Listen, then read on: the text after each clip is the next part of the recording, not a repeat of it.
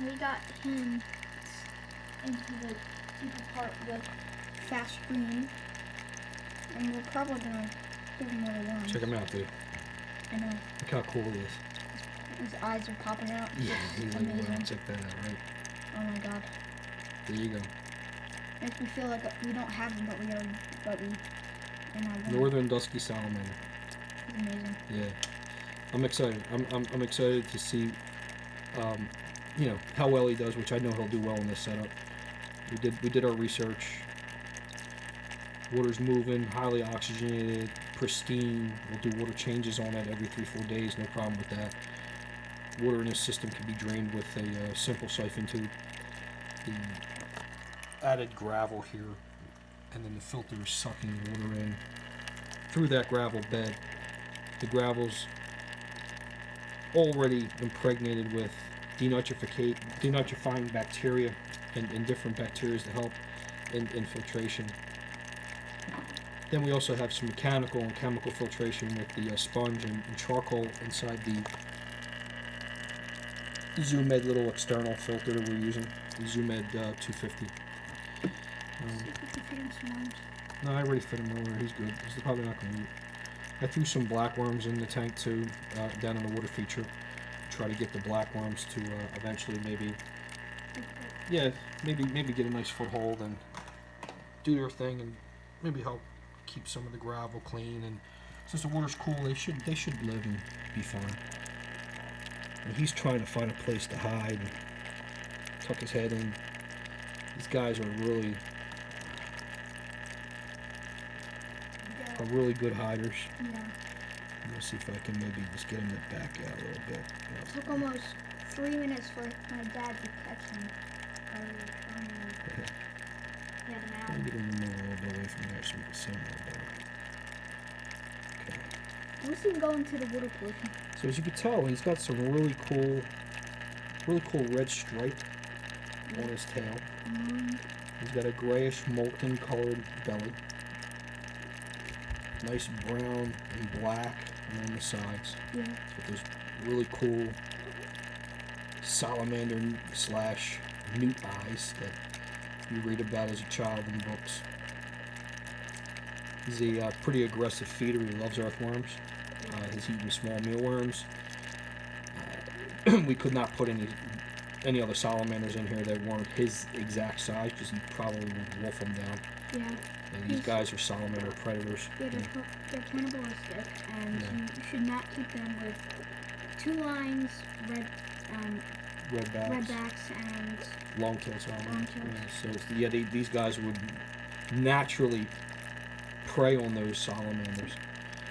I know one of our followers actually told me that he put a Dusky in with a northern 2-line or a southern 2-line salamander, and the Dusky was fat, and the 2-line salamander was gone, and the Dusky was the culprit and wolfed them down.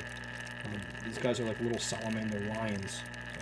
They definitely do enjoy preying on other salamanders. When you handle salamanders, it's very important that you wet your hands first. Their skin is extremely sensitive. If you touch them with your oily hands, they will actually harm their skin. Yeah, exactly, Nathan. It'll harm their skin and the membranes that are on their skin. So it's a great idea to only handle these guys when you really need to, which, since we've had him, he's only been handled twice. The first time I caught him with my bare hands, and the time I just put him into this tank, which is just now. Other than that, I don't touch him. I don't like to bother him too often. And in this tank, he's going to be left alone to do his own thing. And if I can maybe make another trip somewhere down the line, and maybe pick up maybe 1 or 2 more his size, I will. If not, I have no problem keeping him by himself. It's no big deal. Yeah. But toxins, any type of like, for example, we hike a lot, so we like to spray off to keep the insects and mosquitoes away. Well, that would be deadly to a salamander like this. So, when you go salamander hunting, you might have to rough it, and you may not want to put any chemicals on it, no antibacterial on your hands. It would just kill and burn the membrane and the skin on these guys, which listen, if you're going to handle them right. And if you're not going to handle them right, then leave them where they are and leave them alone. If you're not going to dedicate the need, what these salamanders need to survive in captivity, leave them alone. Don't bring them out of cap. Take a photo of them, take a video of them. I've done it plenty of times, and just leave them where they are. If you're going to take one, make sure the population is pretty strong in that area, and make sure you're willing to give them what they need to live in captivity. Well, I would recommend wearing gloves to take them. That would be a great idea. Yeah, rubber, like a rubber glove that doesn't have any sort of powder on it, like medical type gloves. Yeah, I mean that would be the right thing to handle them with, is because the oil in your hands could burn them the same way that you could touch another salamander that is like goes into the water, stays and screams. It would be the same thing. Absolutely. That's a good idea. If you're going to handle them, maybe try handling them with some sort of super clean, rinsed in maybe the water they're coming from type rubber glove.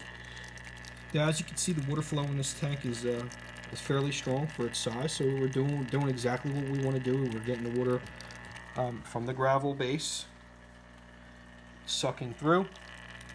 The filter is filtering it through a pre-filter sponge, another particulate sponge, charcoal, and back out, and then it goes right back down in the system again.